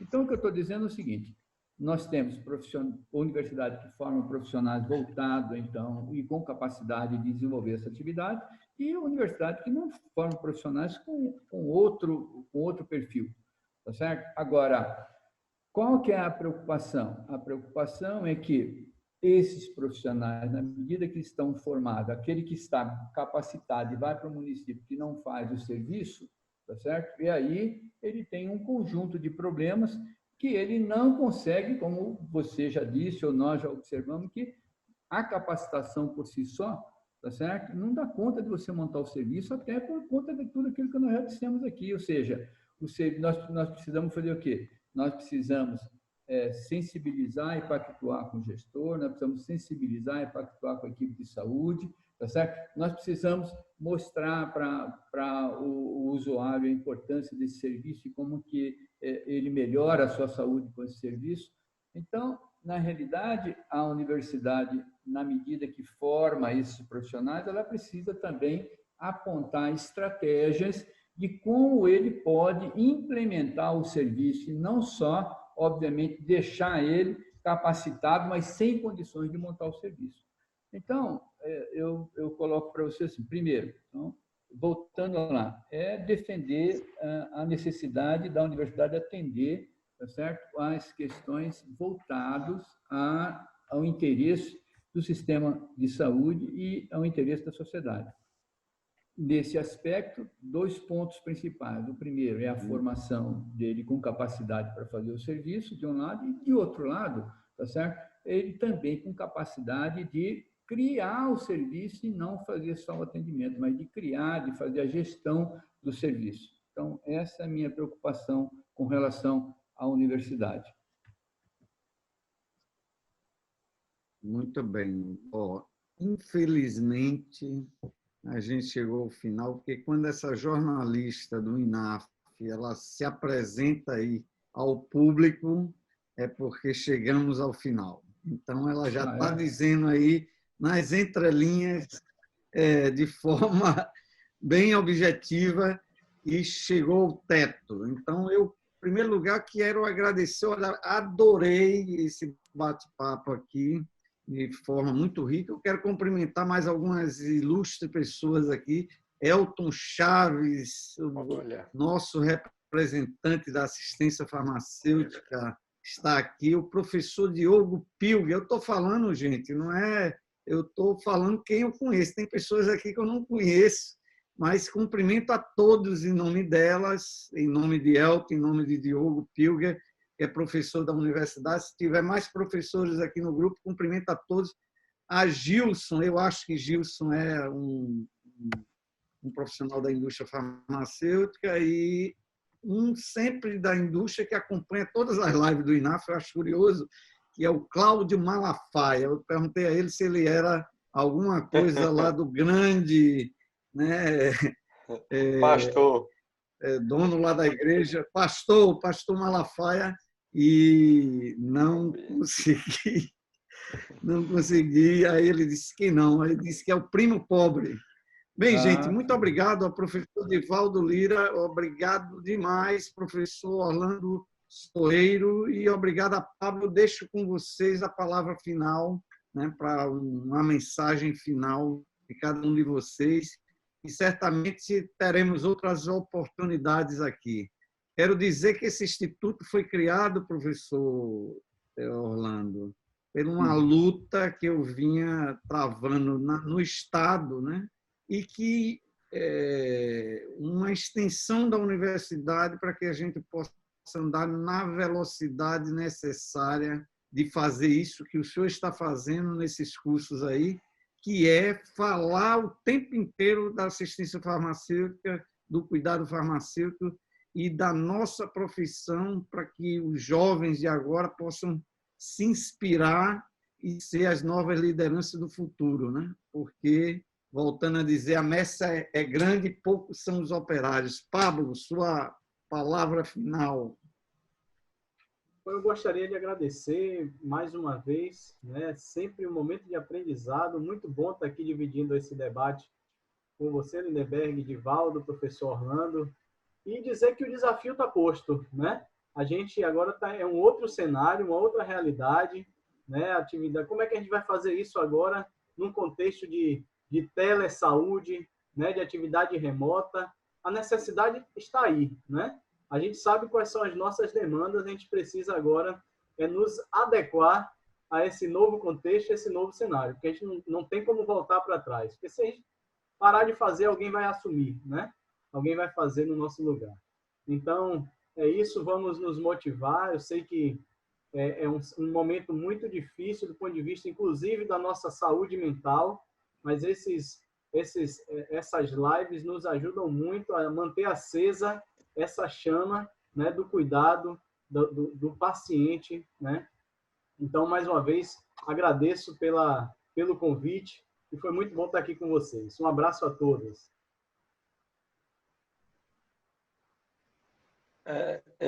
Também quero agradecer ao INAF, a pessoa de Lindenberg, Charleston, todo mundo que faz parte dessa equipe. Reforçar o convite, semana que vem, 22 a 25, vai ter a nossa semana de inverno, é um momento de compartilhamento de conhecimento. O professor Lindenberg e o professor Pablo são nossos convidados, estarão lá conosco. É o aniversário de 13 anos do nosso laboratório, que vem desenvolvendo pesquisas e trabalhos aplicados à prática. Então, coisas como essa que o professor Orlando acabou de falar, né, sobre o que é que o mercado está formando, a gente está fazendo exatamente uma pesquisa sobre profissionalismo nesse momento, uma pesquisa, um trabalho guarda-chuva, que a gente está entrevistando quem emprega mais e quem são os líderes da nossa profissão. Então, justamente para tentar entender onde é que a gente está errando. A gente está errando em algum lugar, então a gente tem que perguntar para eles o que é que está acontecendo. Quando a gente fala de quem emprega mais, se quem consome o produto não reclama do produto, quem produz acha que está fazendo certo. Então, a universidade acaba ficando num lugar muito confortável, achando que está formando corretamente, porque nem o SUS, nem as redes de farmácia, ou sei lá, elas reclamam do farmacêutico que é contratado. E, na verdade, o SUS e as redes estão pagando, né, o preço, né, literalmente, de quem, porque as instituições não estão formando. Então, eu queria fazer esse agradecimento. O espaço foi ótimo, a conversa foi muito boa, né? Dizer que é um prazer estar aqui de novo com o professor Orlando, que é um cara que tem um carinho especial, com quem eu aprendi muito, viu? E agradecer a vocês, né, por todo o apoio que o INAF está dando para a gente aí. Obrigado. Também quero aproveitar para agradecer Valeu, o INAF, agradecer ao INAF, dizer que foi uma satisfação grande estar aqui conversando com você, Lindenberg, Ivaldo, Pablo. Tá? Eu só quero deixar um recado, que é assim, os farmacêuticos os farmacêuticos do SUS, que ainda não estão desenvolvendo certo cuidado farmacêutico, tenham paciência, nós estamos chegando lá, vocês vão desenvolver esse serviço, okay? Esse serviço é importante para a sociedade, tá certo? Estejam preparados, vão se preparando, porque vai chegar a sua vez, você vai desenvolver esse serviço. Tá? Então, esse é o recado que eu quero deixar para todos, tá? Entendendo que, e aí, colocando uma questão que eu não disse anteriormente, mas que eu acredito firmemente, tá certo? Que o farmacêutico tem uma grande contribuição, tá, para o SUS nesse aspecto, aliás, tem outros setores também, mas no SUS, nesse aspecto, ele tem uma grande contribuição e, obviamente, nós sabemos que alguns já estão desenvolvendo essas atividades, tá certo? Com muita alegria, com muito prazer, porque é prazeroso perceber a melhoria na qualidade de vida das pessoas. As pessoas, obviamente, conseguem perceber também isso e agradecem de uma forma entusiástica o farmacêutico. Essa relação é muito boa, muito interessante, mas para aqueles que ainda não estão, nós estamos dizendo o seguinte: nós estamos chegando lá, nós vamos trabalhar junto com vocês no sentido de propiciar essa possibilidade de que vocês possam também desenvolver o cuidado farmacêutico no Sistema Único de Saúde, quer seja na atenção básica, quer seja no especializado, quer seja no nível hospitalar, ok? Boa noite a todos, muito obrigado, foi um prazer enorme estar aqui conversando com vocês. Obrigado, Orlando, muito obrigado pela sua participação e eu aceito. Nossa jornalista para finalizar. Bom, pessoal, chegamos ao fim de mais uma live NAF com sucesso. 9 horas da noite, mais de 3.400 pessoas alcançadas entre o Zoom e o Facebook. Então, sucesso inigualável. Obrigada, né, gente, pela participação, a todos que mandaram suas contribuições. Nós recebemos vários comentários, tanto aqui pelo Zoom, quanto também lá pelo Facebook. Obrigada a você também que participou pelo Facebook. Professor Pablo, professor Divaldo, professor Orlando, participação brilhante. Agradeço imensamente. Obrigado. E, claro, professor Lindeberg, né, por mediar esse debate conosco, e o professor Paulo. Esta live continuará disponível em nosso Facebook e estará também disponível em nosso canal do YouTube. Depois eu vou subir a gravação completa. Também estamos presentes, viu, pessoal? No Instagram, no Twitter, no LinkedIn e no Spotify. Acesse naf.org.br para conhecer nossas iniciativas e ver edições anteriores de nossas lives. E, pessoal, eu quero lembrá-los do curso gratuito sobre o papel do farmacêutico no uso racional de biosimilares, promovido pelo Instituto Nacional de Assistência Farmacêutica e Farmaconomia, em parceria com a Associação Farmacêutica, Associação do Curso de Pós-Graduação em Medicina e Saúde e apoio da Biom. A divulgação já está no ar em nossas redes sociais e o curso traz uma visão geral sobre os aspectos regulatórios, farmacoeconômicos e de segurança dos produtos biológicos, sobre a lógica, né, do sistema de saúde durante 5 semanas. Também os convido a publicar e a divulgar seus trabalhos em nosso Jornal de Assistência Farmacêutica e Farmaconomia, uma revista científica aberta para compartilhamento de pesquisas e experiências. Acompanhe nossos canais de comunicação para saber novidades e outras ações promovidas pelo INAF. Obrigada a todos e boa noite. Até semana que vem.